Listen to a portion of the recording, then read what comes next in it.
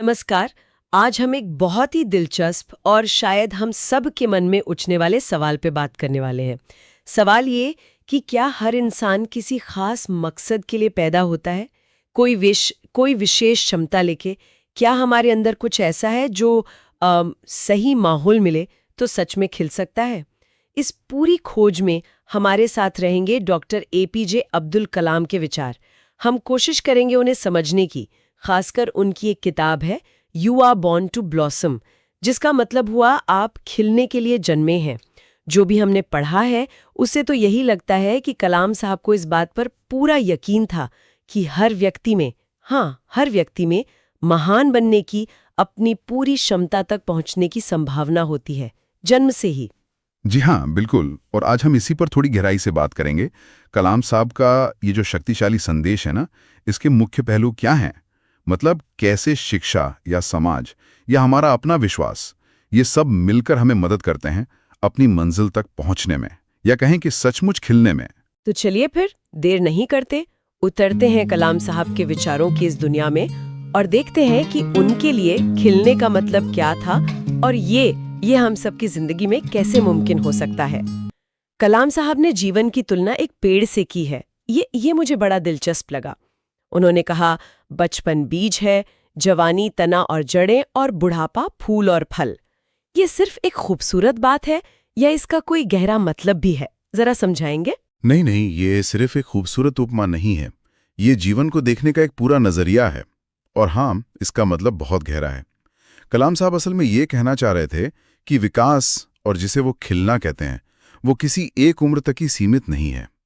अक्सर हम क्या सोचते हैं कि भाई जवानी में ही जो करना है कर लो, उसके बाद तो बस ढलान है। पर कलाम साहब इस सोच को बिल्कुल पलट देते हैं। अच्छा, कैसे? मतलब ये जो अलग अलग अवस्थाएं हैं, बीज, तना, फल, ये क्या दिखाती हैं उनके हिसाब से? देखिए, बीज यानी बचपन, उसमें अनंत संभावनाएं हैं। जैसे एक छोटे से बीज में एक पूरा विशाल पेड़ बनने की ताकत छिपी होती है ना? फिर आता है तना और जड़ें, यानी जवानी। ये मजबूती का, स्थिरता का प्रतीक है। जब हम दुनिया में अपनी जगह बनाते हैं, सीखते हैं, संघर्ष करते हैं, अपनी पहचान बनाते हैं। और फिर आते हैं फूल और फल, बुढ़ापा। ये अंत नहीं है, ये परिपक्वता है, अनुभव है, ज्ञान है और दूसरों के साथ बांटने का समय है। जैसे पेड़ फल देता है ना, वैसे ही इस उम्र में इंसान अपने जीवन भर के अनुभव से, ज्ञान से समाज को देता है, उसे समृद्ध करता है। ये सोच तो उम्र को देखने का तरीका ही बदल देती है। मतलब हर पड़ाव जरूरी है, हर पड़ाव सुंदर है, कोई भी स्टेज कम नहीं है। बिल्कुल, यही तो कलाम साहब का संदेश था कि जीवन एक लगातार चलने वाली विकास यात्रा है। ऐसा नहीं है कि बस जवानी में ही पीक पर पहुंच गए। हर अवस्था में आप योगदान दे सकते हैं, सीख सकते हैं और हाँ, खिल सकते हैं। ये नजरिया हमें उम्र के हर पड़ाव का आदर करना सिखाता है और बताता है कि जीवन के अंत तक भी इंसान सार्थक रह सकता है। तो उनके लिए उम्र बढ़ना मुरझाना नहीं था, बल्कि आप कह सकते हैं फलना फूलना था, अनुभव के शिखर पर पहुंचना था। और जीवन के इन पड़ावों में इस विकास के लिए शायद सबसे जरूरी चीज शिक्षा है। लेकिन हमारे यहाँ तो अक्सर यही होता है कि शिक्षा मतलब अच्छी नौकरी, अच्छी डिग्री, बस। कलाम साहब इसे कैसे देखते थे? क्या उनका विजन इससे अलग था? हाँ, बहुत अलग और बहुत गहरा भी। कलाम साहब के लिए शिक्षा सिर्फ जानकारी लेना देना या एग्जाम पास करना नहीं था। वो इसे इंसान के अंदर जो टैलेंट सोया हुआ है ना, उसे जगाने का जरिया मानते थे।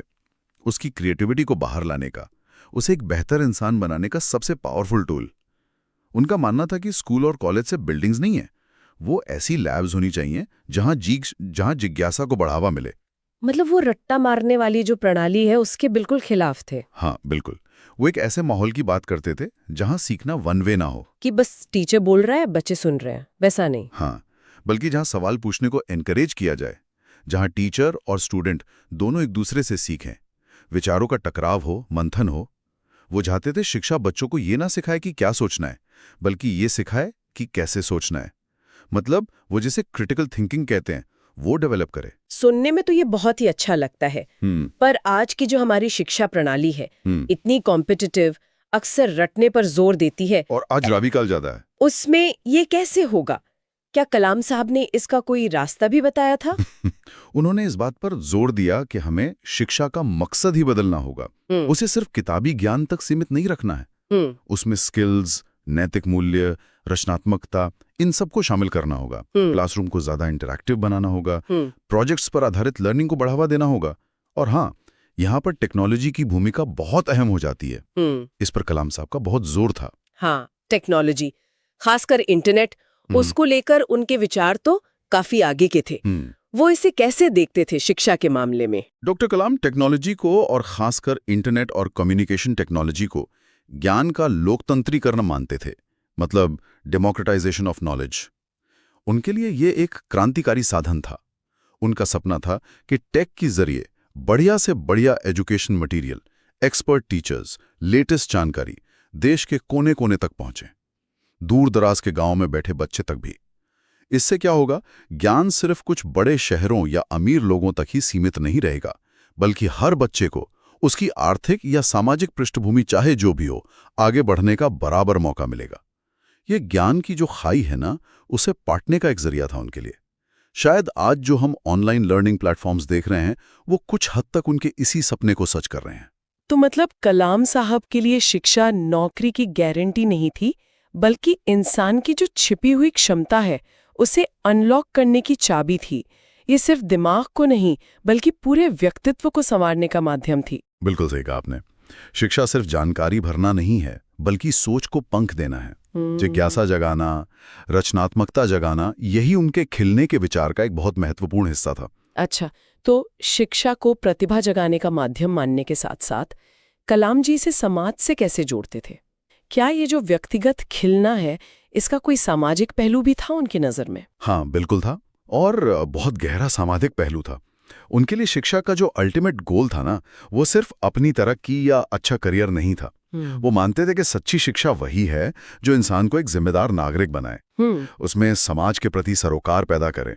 वो चाहते थे कि शिक्षा युवाओं में सिर्फ ज्ञान और स्किल्स ही ना भरे, बल्कि सहानुभूति, ईमानदारी और देश सेवा की भावना भी भरे। यानी व्यक्तिगत विकास और सामाजिक प्रगति, ये दोनों साथ साथ चले। बिल्कुल।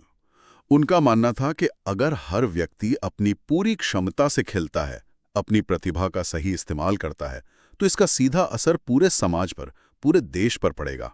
जब इंसान नैतिक मूल्यों के साथ अपनी क्षमताओं का उपयोग समाज की भलाई के लिए करता है, तो देश अपने आप आगे बढ़ता है। ये बिल्कुल वैसा है जैसे मान लीजिए एक बगीचा है, अगर उसमें हर फूल अपनी पूरी खूबसूरती से खिलेगा तो पूरा बगीचा ही महक उठेगा। एग्जैक्टली। व्यक्तिगत खिलना ही सामूहिक उत्थान का आधार बनता है। और इसी सामाजिक ताने बाने में उन्होंने समाज के अलग अलग आयु वर्ग, खासकर युवा और बुजुर्ग, उनके आपसी रिश्ते पर भी कुछ कहा है। अक्सर तो हम देखते हैं कि इन पीढ़ियों में गैप सा रहता है, कभी कभी टकराव भी। हाँ, उन्होंने इस पर भी बहुत जोर दिया था। कलाम साहब मानते थे कि एक हेल्दी और डायनामिक समाज के लिए दोनों पीढ़ियों का साथ आना बहुत जरूरी है। उन्होंने एक कल्पना की थी कि युवाओं की जो नई सोच है, ताजगी है, ऊर्जा है, कुछ कर गुजरने का जज्बा है, और जो बुजुर्गों का अनुभव है, उनकी मैच्योरिटी है, उनका ज्ञान है, इन दोनों का संगम हो।